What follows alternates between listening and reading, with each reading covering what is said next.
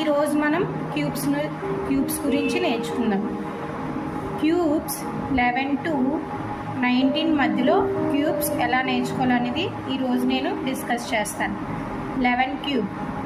ఇక్కడ మనకి first digit ఏటి ఉందో ఆ డిజిట్ వేసుకుంటాం. ఇక్కడ 1 క్యూబ్ అంటే 1 పవర్ 1 1, 1 స్క్వేర్ 1, 1 క్యూబ్ 1.